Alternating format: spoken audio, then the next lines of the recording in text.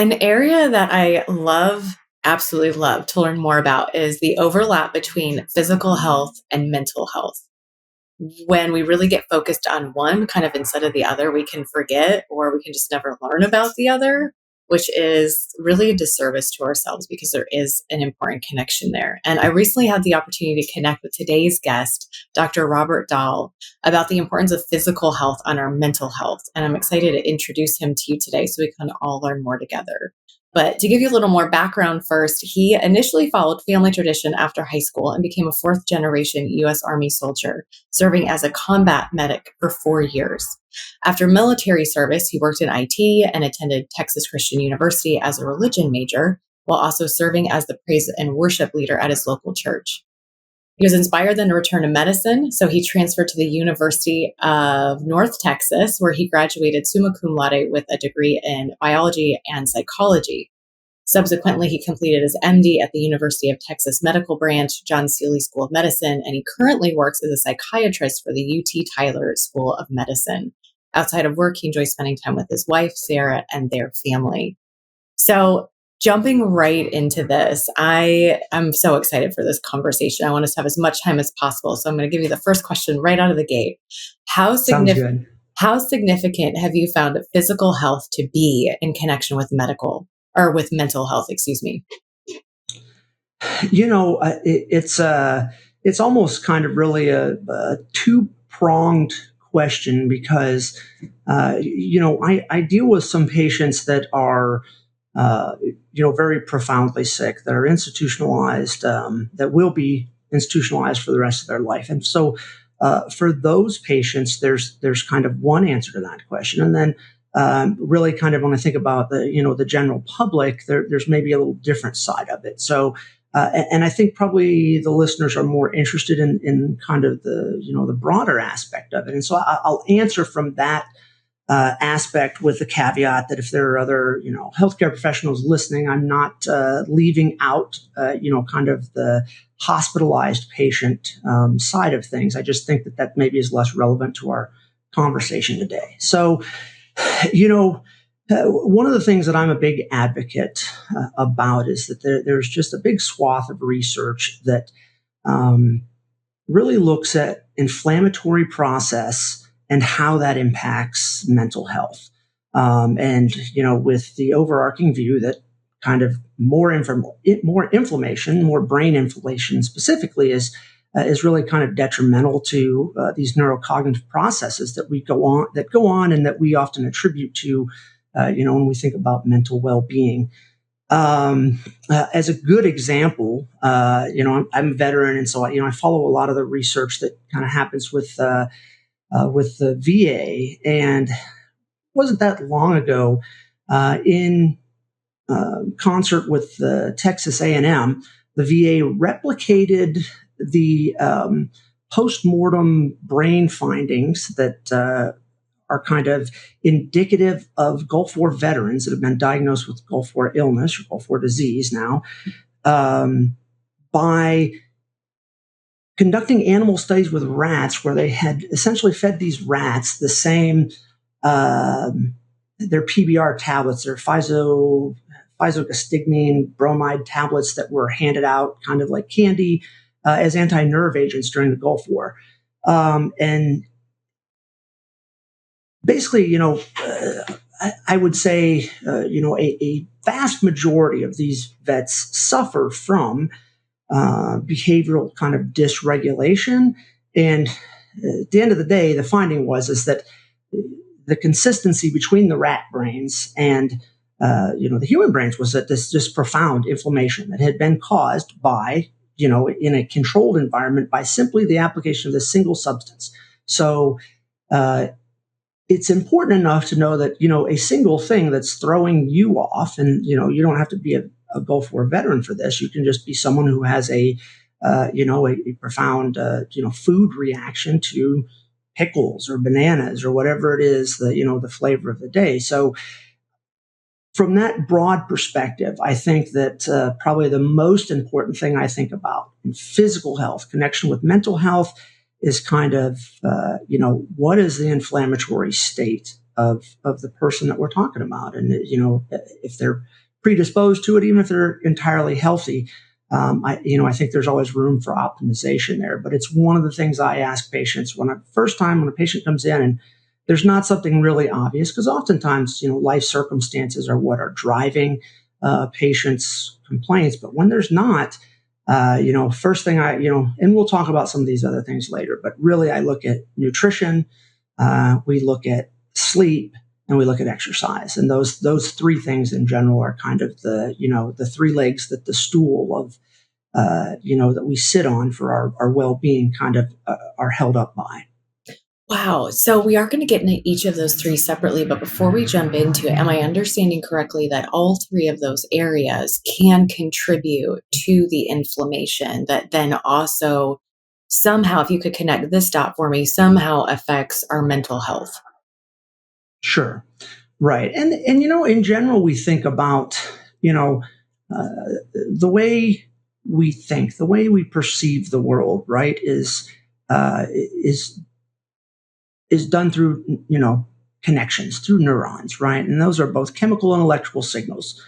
And things that disrupt those signals, anything, whether that be mechanical or, I think of like demyelinating diseases like multiple sclerosis and stuff. Those are other, kind of pathways. And then we have things like electrolyte imbalances, right? So when someone has acute altered mental status secondary to, what we call, metabolic encephalopathy, because they are super dehydrated. So all of those things, right? When those neurons can't communicate correctly, the end result is, an alteration in your, ability to think and function normally. Mhm. Yeah, that makes sense. Gosh. And yet it's not typically considered when people, I mean, not typically, at least in the audience that I serve. I don't think I've ever heard people come to us saying, yeah, so, I've been struggling in these different ways and I've addressed things like diet. So I have one person, and this person's going to know that I'm referencing them right now. They're probably going to laugh. But I have one person who's very into this conversation, is going to love this episode, and has absolutely found a difference. And so I'm excited to share more of this information with everyone who's listening, everyone who's watching, because there may be some changes that you can make and you start to see a difference. It's like, wow, I mean, that I would say easier in ways, maybe harder in others, because no sugar is harder for me than some other things Sure, I've done. sure. And yet I recognize the importance, and I absolutely recognize the difference of if I am consuming versus if I'm really trying not to.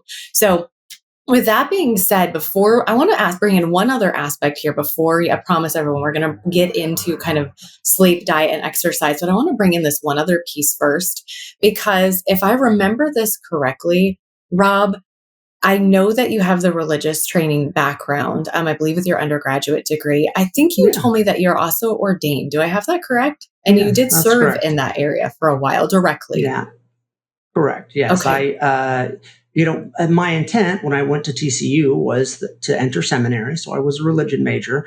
I was working in the position of a praise and worship pastor, and then moved up to associate pastor position at a church. And it really was, kind of just to unpack a little bit of that background was, kind of got to see the inner machinations that I think probably a lot of your audience is very familiar with. That uh, you know, once you peel the sheen off of the surface of what's going on, and you kind of see the background, and I really, I came to this kind of crisis and crossroads where I really felt called to serve, and for me, a life of service is really kind of the only life I've ever seen. It's just been in different areas. Um, but what I realized was that for me, and part of my mental health is so important to not feel like I was being pressured into believing or adopting beliefs or practices that didn't sit well in my own heart. And I didn't want my paycheck to depend on that. So I didn't want to be in a position where my mortgage payment or my car payment depended on me saying or behaving in a way that I felt was not consistent with the way that God wanted me to be with. They just weren't consistent with this, this bridge that, for me as a Christian, that I feel Christ came to be this bridge so that we didn't need a priest to intercede with us. So we've got this close connection, and I just didn't feel like violating that was worth a paycheck. And so that was really when the question came up of, gosh, I really still feel called to serve people, and I take profound joy in helping someone overcome a struggle in their life. And I thought, where else am I going to get that if I'm not going to do this for a living? And I think that was really kind of when the idea of medicine came up as well. Hey, this is something else you've done in the past. You really enjoyed it, and there's definitely lots of people that need help. So. It's such a neat journey you've been on. And it leads me to this question, kind of this merging of these two aspects. I'm wondering, between this physical health component and the mental health component, bringing in the theological aspect as well from your training, do you see any sort of connection theologically with this? Well, I think that, Scripture is full of kind of this overarching theme of just both physical and mental kind of infirmities. If we're going to, kind of use that term, everything from, if we look from, early on, we look at Job, certainly, we look at the idea of, the thorn in the flesh for Paul, and there's various theological, ideas about what that might have actually been. But I think that there's a lot of folks that believe that really was, an ailment, a health ailment. And, what's the purpose of those things, right? What are the purpose of that in our well-being? And Paul makes a very good connection, and he's basically like, it's kind of to keep me in check. And, so how does that play into it? Well, I would say that, being aware of kind of our own limitations and our own mortality is something that is scary, but also I think is something that draws us closer to God. It pulls us in and forces us to not lean on ourselves, and to really kind of, do the things that I think we were made to do, which is to, lean into God and through, strong friendships and relationships, lean into others, that are again trusted others. I want to again make that caveat, not to just randomly lean on or lean into others, but folks that are well vetted in your circle, your family and your good friends, and people that are trusted. We're built to work with one another, and we're built to lean into God. At least that's the way I kind of see how our optimum health functions. And as a kind of a common clinical example I see is I oftentimes see patients that are, profoundly ill from a medicological aspect, meaning that, they have multiple, comorbid conditions, and many of them are chronic. Sometimes they're even terminal. But these patients haven't lost their sense of joy. And invariably, when I always say, you're doing really well considering, and the answer is always, well, I go with grace, I go with God, do justly, walk humbly with your God. So it's just kind of a common recurrent theme, that I see. And I've done medicine everywhere from, big city at, Parkland, at UT Southwestern in Dallas, to working in Houston in the Texas Medical Center, to being kind of in a smaller rural community here in East Texas. And that reigns true. Maybe it's still all Texas, but, certainly, Houston and Dallas are not, labyrinths of conservatism. So, finding that kind of consistent,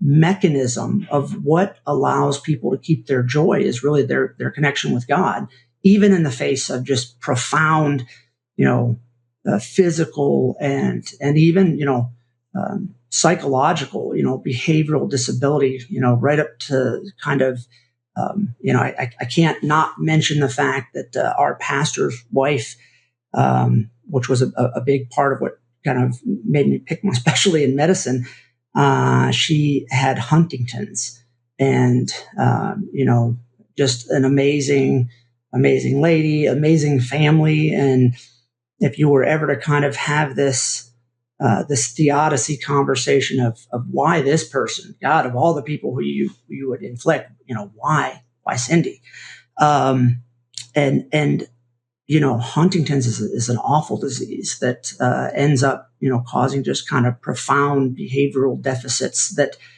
make a person behave in a way that you would never ever have expected them to, and it's beyond their control, right? I mean, the the way the brain deteriorates makes it thus so that this beloved person is behaving very erratically, much as in the way we see happens with major neurocognitive disorders like frontal temporal dementia or Alzheimer's. But again, there's this kind of the thing that makes those events kind of palatable, if you will, because I don't think it's hard to find joy in those events, but nonetheless, I do see people still do it. And the only thing that I've ever seen that allows people to kind of have joy through those scenarios is their connection with God. Yeah, I think that was well said. There is not, for people who don't have faith, I don't know what else there would be. And so, sort of that idea of like kind of coming to the end of ourselves in what can be a really tragic way, but also in a redemptive way, in the beauty that God brings through it. And also, gosh, I've said this to myself a few times, just at really tough points in my own processing and my own journey with pains from family and things like that. And I truly have found reassurance in I don't have to do this forever. Someday I will not be living this life in this way. And I'm grateful for the life I have now. And yet I'm also grateful that it isn't eternity like this, that it's going to look different at some point in the future. So I think moving ahead, I want to get into, again, rest, diet, exercise. And I'm thinking about all of the people that we meet here at beEmboldened. They have experienced some form of spiritual abuse. So, I mean, that can look like different things. It can look like on the mission field. It can look like in a church, in a parachurch organization. It can look like something going on within the home. And so whether they would meet some sort of criteria for a clinical diagnosis or not for mental health, there are different considerations I know that they can take a look at as they are healing and processing and looking to rebuild their lives that might be able to support them well when they're having those kind of post trauma experiences. I'm not saying PTSD, but just post, okay, I've experienced a trauma and I'm having various struggles. And maybe it constitutes a diagnosis or it doesn't, but what can I do to sort of support myself well, kind of come alongside me as I'm journeying through these really tough conversations. People are processing and making sense of things, just all kinds of things come back up, even if it's been a decade, since the experience. And so all of a sudden their sleep's disturbed and maybe they're wanting to binge eat, or they're not wanting to really eat anything, or they're wanting to eat certain kinds of foods, and exercise very commonly goes out the window. And so I want to give people some really practical ideas of things that they can take a look at in their own lives that may help them see a difference, again, in this mental health area. So with that being said, Rob, do you mind if we start with rest? Sure. Rest is, it's important, so much so that, when I have to tell this to my kids sometimes when they won't go to bed, they say, I'm not going to go to sleep. I tell them, well, this is going to be bad if you don't sleep, because, sleep is important enough that you can die if you don't sleep long enough. And, again, coming from, I'm a Gulf War vet myself. And I will tell you that sleep deprivation is a very kind of common form of, torture. So it's critical. And, if without getting bogged down in the neuroscience of it, because the neuroscience is really interesting for me, but probably not for everybody. But without kind of getting too deep into it, is that I tend to think of it this way, right? So our brain is this big metabolic organ. And when I say metabolic, I mean there's processes that have to go on. We talked about these chemical signals, okay? Those are proteins that are moving around in your brain. We talked about these electrical signals. Nothing happens for free, right? So we have to generate energy. We have to create new proteins to make this happen. The process of doing that is, done in a cellular factory, and much like a physical factory, here in Tyler, Texas, we have the refineries. Much in the process of a regular factory, there is kind of a waste product. There is stuff that is it's smoke, it's whatever from making the product. The same thing happens in our cells as they make proteins, as they generate electrical gradients in order to move signals down axons. That process generates waste product. We call it, metabolic waste products, right? And sleep is the remedy to clear those products. Okay, at a fundamental level, I think that's the biggest thing, and so sleep is important for getting rid of those toxins in the brain that build up because the brain is doing its job. It's processing, and it's helping you stay smart and stay alert and stay alive. But it needs time, right? It needs time for the cleaning crew to come in and kind of wash things out. There's the other kind of flip side of it is when we talk about neuronal growth and kind of making synaptic connections.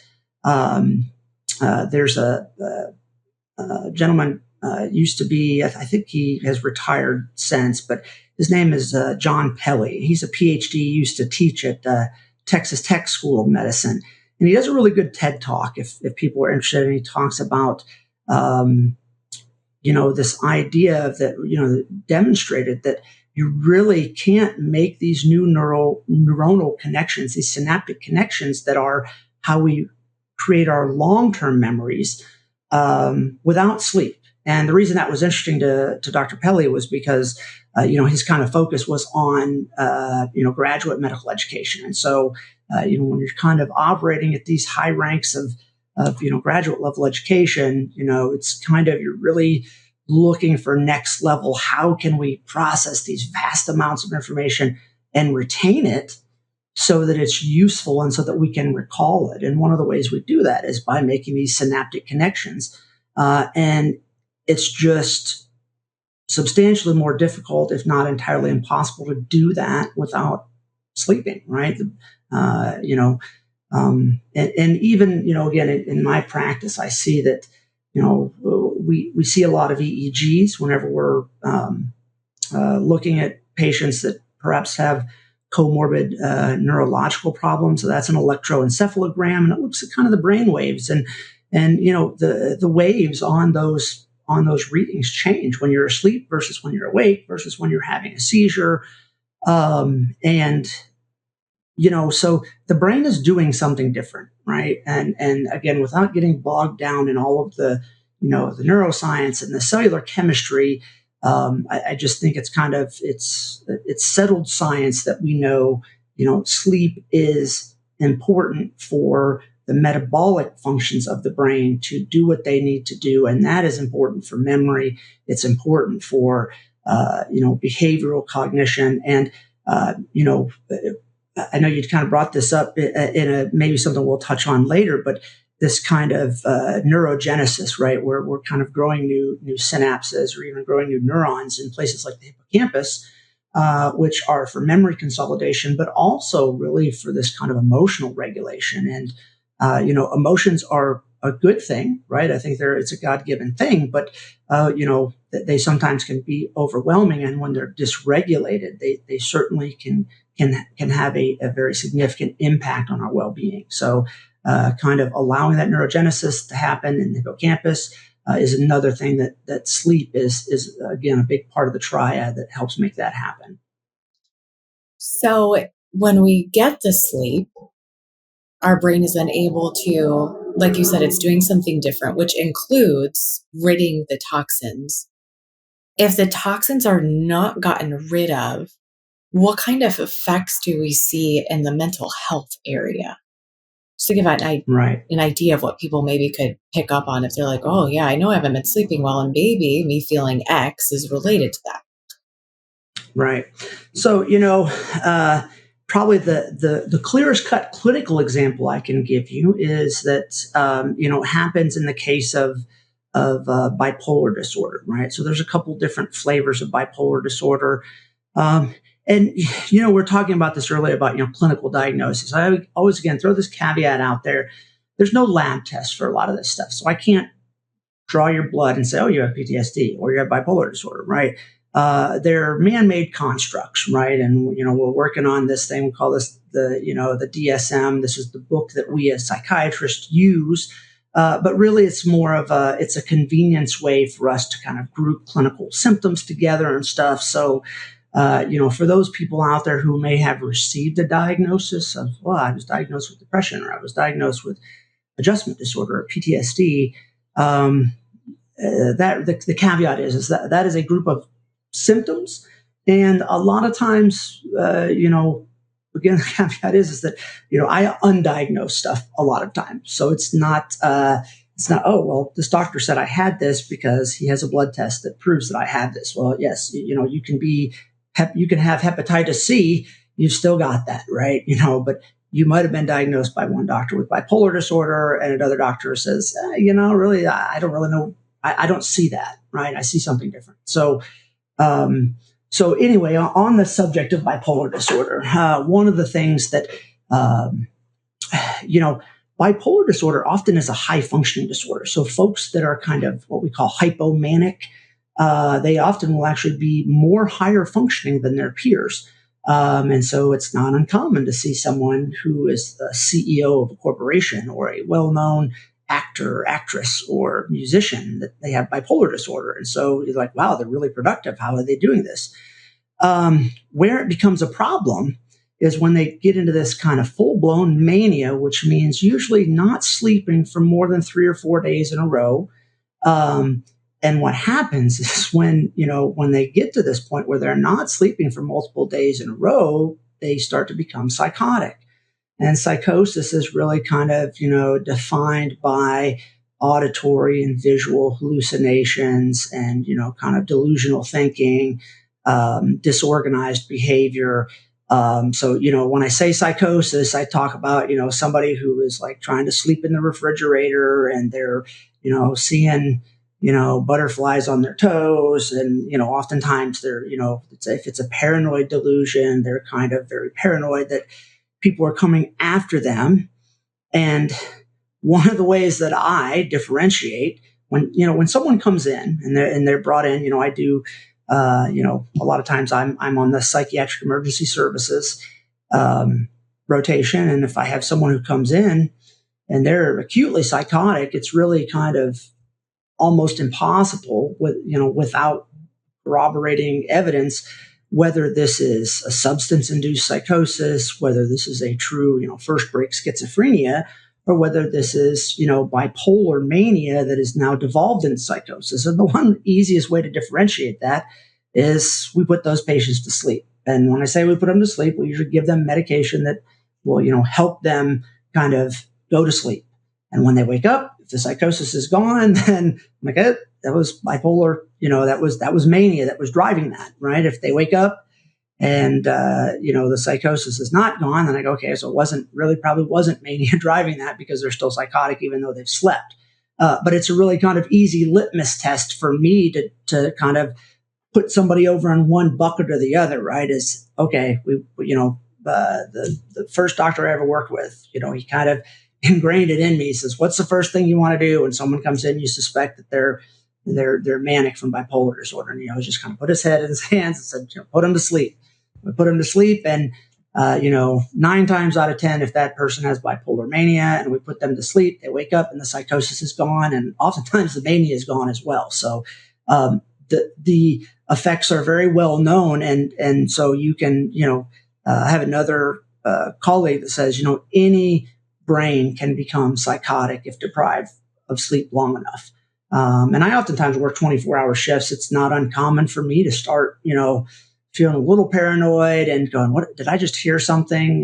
There's a really good book by Oliver Sacks called Hallucinations that kind of talks about, the history of hallucinations and how, it's pretty normal for people to actually have them when you're sleep deprived, right? It's one of the easiest ways we know to induce them. So yes, the brain devolves into psychosis, at some level of lack of sleep, and it doesn't have to be really that long. Right. When you're talking a few days and that happens, it really speaks to how important sleep is. And I know personally, gosh, even just from, having a child, for all of us who have had very disrupted sleep, maybe, which I want to chat about circadian rhythm here too in a moment, but just those disruptions as well that we can have. I'm just not able to regulate emotions in the same way.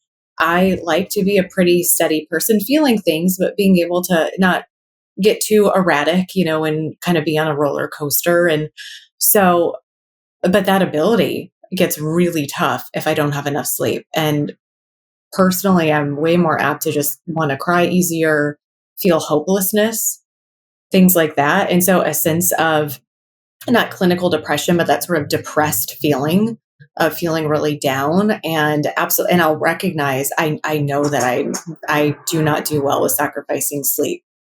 My husband can like get away with this 6 hours for a few days. I don't do well. I notice it pretty quickly. And so I appreciate you two speaking to how we can have some differences from person to person, but I'll recognize, yeah, I just need a really good night's sleep. And after one or two of those, I feel normal again. So I'm wondering, how about some of those emotional impacts or that ability to emotionally regulate in connection with sleep deprivation? Right, right. So, I tend to, I even see it in a broader picture, right? So, yeah, I was just talking with one of my colleagues who she just came off of 2 months of what we call night float, where you work 7 to 7 overnights.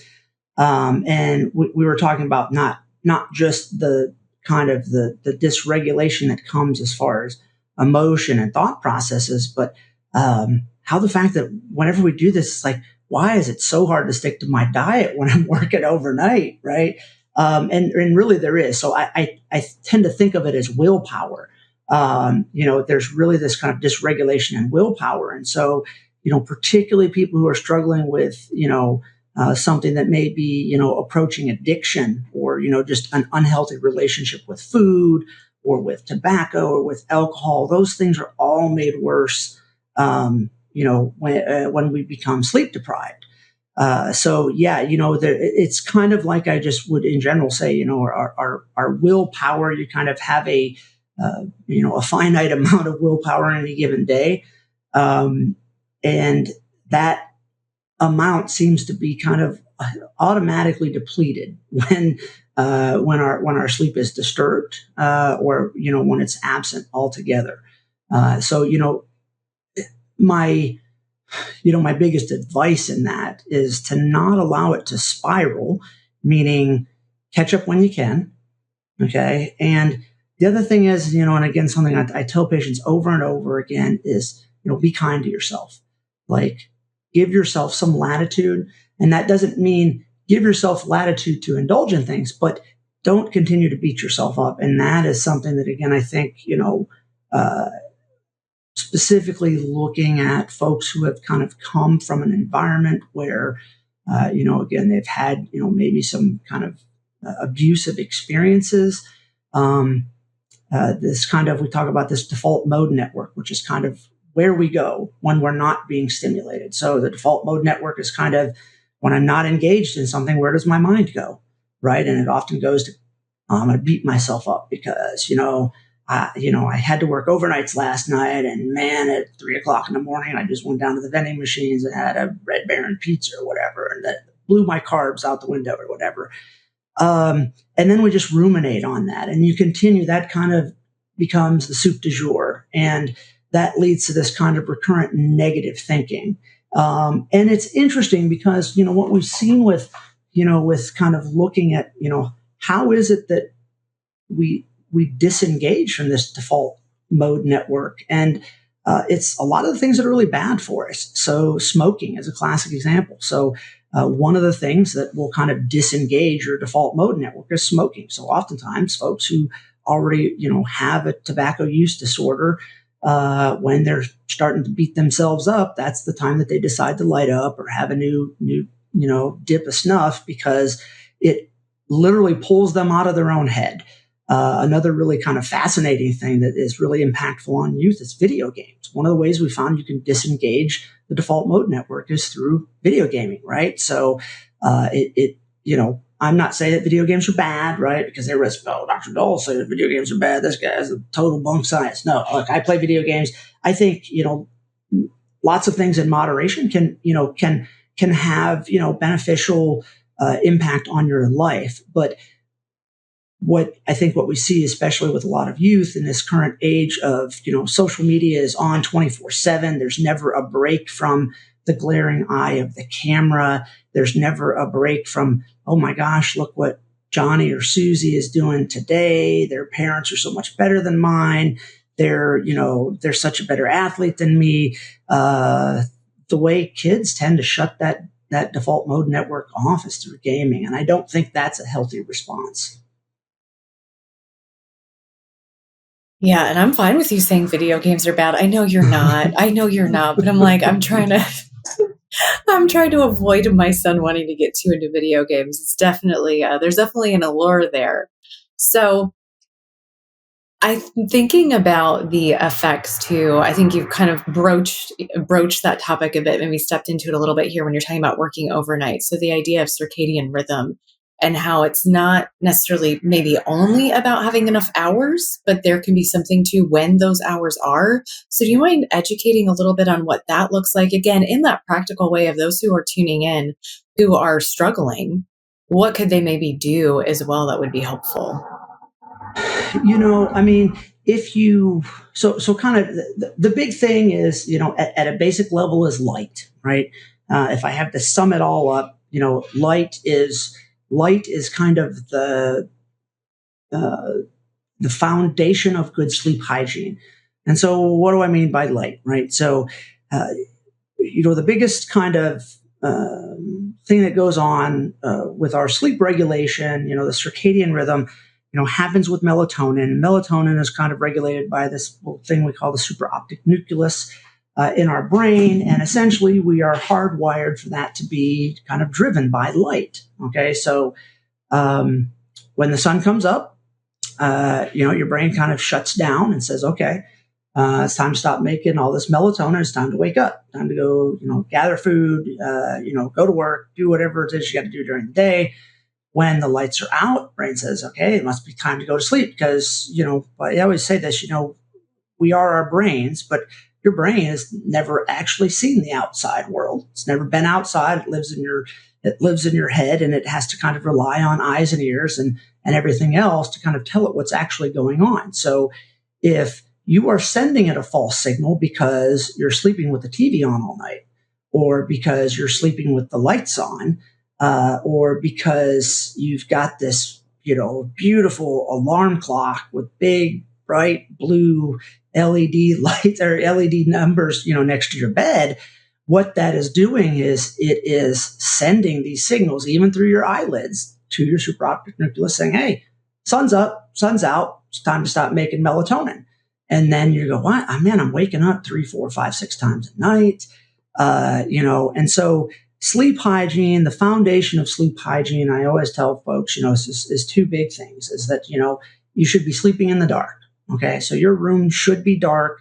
Again, with the caveat that you should have access to light if you need to get up, right? If you're somebody who needs to get up in the middle of the night to use the restroom, if you need to get up and check on a little one or something, sure, have access to light. I always make the suggestion of having a red light. So you can buy, I'm a little bit of an astronomy nerd, so you can buy an astronomer's light, which is just, it's red light, right? Which won't disrupt that kind of, that pathway in your brain that you can use to kind of get around at night.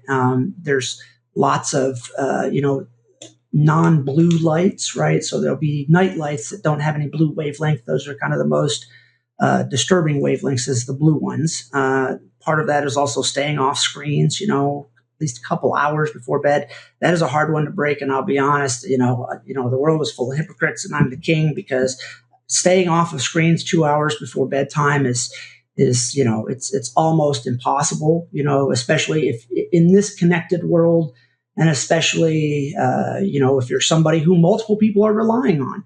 If you've got kids, if you've got a significant other, if you've got friends who are like, hey man, I know it's 9:30 and you're going to bed, but right, to not look at your phone for 2 hours is tough. Okay, so don't get me wrong; those are ideals. Those are what we should strive for. And if you know that you've had a bad run, right? If you like, okay, look, I can't do this every night, but I've had bad sleep for 2 nights in a row. Tonight, I'm going to put my phone in a lockbox and I'm going to stay off screens for 2 nights because I need to get a good night's sleep. So again, be kind to yourself, make those compromises. It doesn't have to be this kind of rigid, like, oh, I can never do this again, because those are almost impossible to stick to. And then people get discouraged and they don't want to do it. So, sleep hygiene, super important. And along with that sleep hygiene, right, and these circadian rhythms, one of the things that, again, I say this for the, kind of aging population is a lot of times one of the other things that will wake you up is if you're being disturbed in the night. Now, if you've got a kiddo, I can't help you for that. There's no pill that I can give you to make your kid stop crying in the middle of the night. Not really any safe pills I can give your kids to make that stop crying.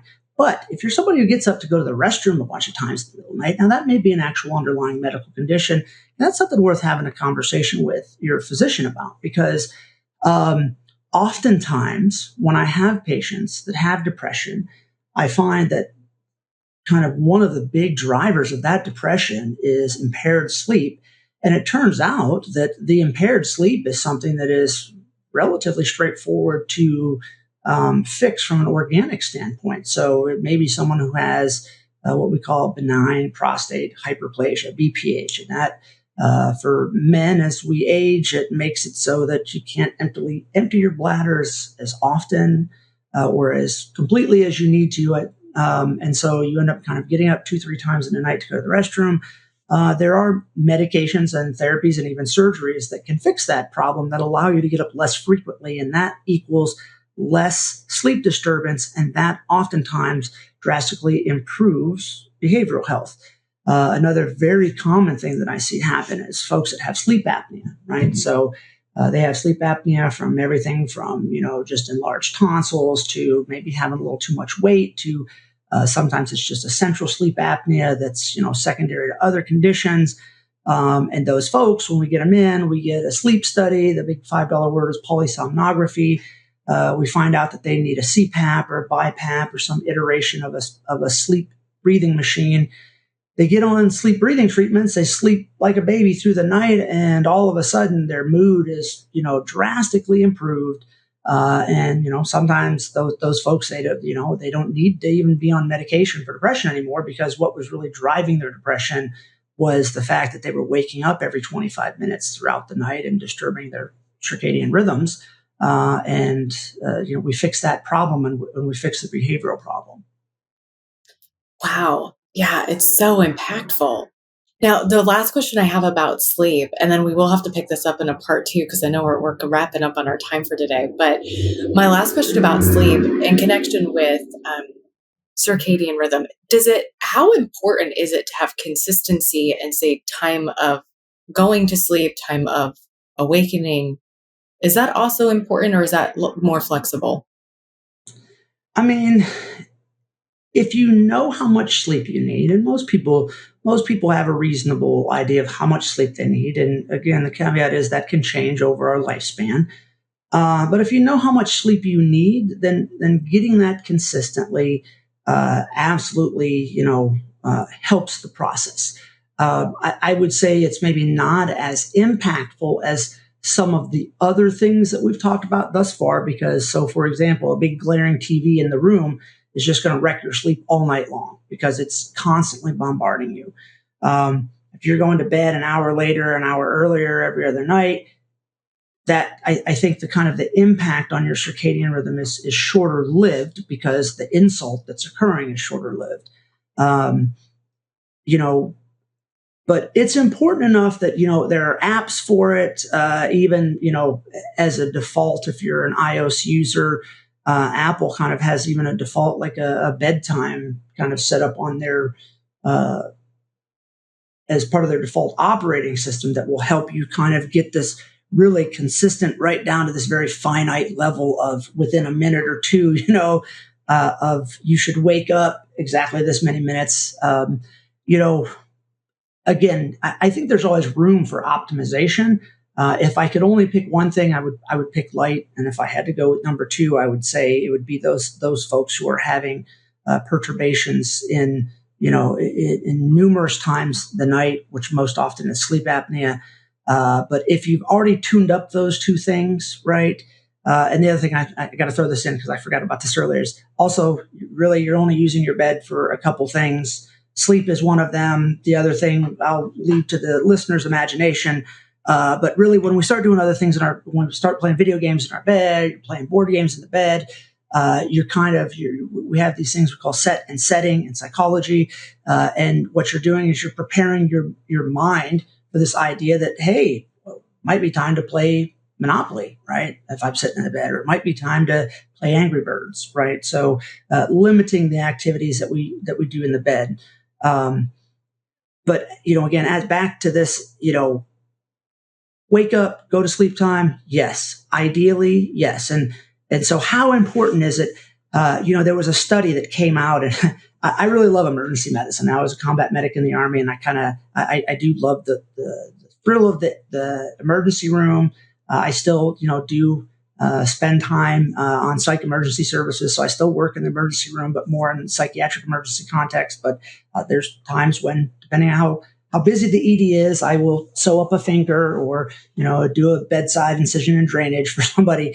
So I really like it. But one of the things, probably the most important thing that convinced me to stay out of emergency medicine was a very trusted mentor I have, who was an emergency medicine physician, who got out of emergency medicine and really kind of more into medical toxicology because the impact of shift work is so deleterious that there was a study that came out that showed that this kind of shift work, in the sense of changing shifts, so working day shift, then working night shift, then working second shift, has about the equivalent impact of smoking a pack of cigarettes a day on your health.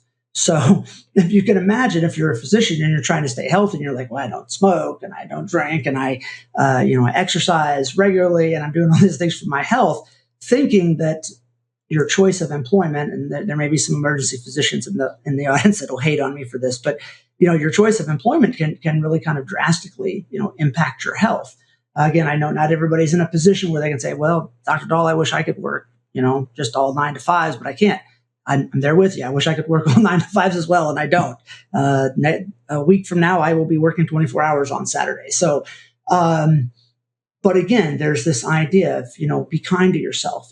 If you have had this kind of insult to your sleep schedule, then be kind to yourself and make up for that when you can. And so, yes, going to sleep same time every night is, again, depending on how large that insult is and how often it's being switched, can be very deleterious up to. And again, I think of one of the worst things you could do for your health is smoke cigarettes. On any given day, our intermediate care unit at the hospital is full of patients that are almost entirely collapsing from smoking complications. It boggles my mind that in 2024, that of all the things that are illegal, smoking is not. And again, that's not to hate on anybody who is smoking. It is a very serious addiction. It is absolutely as addicting as any of the hard drugs. And I treat, again, a lot of folks that have very serious hard drug addictions. And I have patients that will kick their addiction to methamphetamine, that will kick an addiction to heroin, and they can't kick cigarettes. So it's not a slight to anyone who's smoking. It's just saying that, man, it is a real challenge. And I encourage you to continue to fight that good fight if that's what you're trying to do. And just, realize that your healthcare professionals are here to support you in that in any way, shape, or form we can. Well said. Gosh, I'm sitting here and I'm thinking of the different ways that this intersects with my life. Like, oh, I sit in bed at night and I clear out my email inbox. Okay, probably shouldn't do that anymore. And the reason I actually do it, Rob, is because it's a more relaxing environment to do it in. So I feel less like I'm working, but it is harder than to actually totally shut off and go to sleep. So different ways that kind of rubber meets the road. Another thing I want to touch on really quickly. Well, two things as we're wrapping up here for part one is absolutely, you had said earlier about how people have come out of, I would say, high control environments and just that default mode that they can have of ways that they're not measuring up, ways that they've quote unquote failed. And I like sharing with people that it's one thing to distract as a coping mechanism to the degree that we don't actually address anything that's really going on a deeper level, but it's another thing to allow ourselves breaks and seeing how we're using things like video games or whatever it may be. How are we using that? And are we using it in a way that is not deterring the overall goal we're trying to reach? Rather, it's giving us a break that maybe actually helps us reach the overall goal that we're trying to reach. And so, different ways to think about it. And then, lastly, in regards to just that getting the sleep and kind of prioritizing, I want to land us there. And I really appreciate your perspective. We're not going to be able to do all of this perfectly. And so, here's sort of priorities that we can take a look at the best that we're able. And we are doing that. We're doing the best that we can. So, I hope that this part one of our conversation gives people some things to think about. I hope you all have some things that you can think about, maybe some changes that you can consider making, as kind of micro as they may be, and take note of, are you noticing a difference? Again, I know that I very, very practically, very tangibly, being a tangible human being here, can tell the difference in how I'm functioning with some of these changes. And then when I don't, that willpower thing is huge. If I don't have enough sleep, my willpower goes out the window. Absolutely, that's when I'm eating the cupcakes. And not that eating a cupcake's bad, but if you're going to live off cupcakes for a couple of days, that's probably not ideal. And so keeping those things kind of in check and recognizing, all right, what's going on and how is this maybe impacting how I'm doing overall. And if I am not getting enough sleep for a few days because I'm working a 24-hour overnight, I'm probably not going to meet with, someone like me the very next day. I'm probably going to prioritize sleep because I'm just not going to have the bandwidth. I'm not going to have the capacity. So kind of taking those things into account. So again, Dr. Dahl, thank you so much for being here. I'm really excited for part two. So please, everyone come back, tune in. We're going to get into diet. We're going to get into exercise, and then we will wrap up this conversation. I hope that you guys are as blessed by it as I am. So thank you so much again for being here. It was my pleasure. Thank you for having me.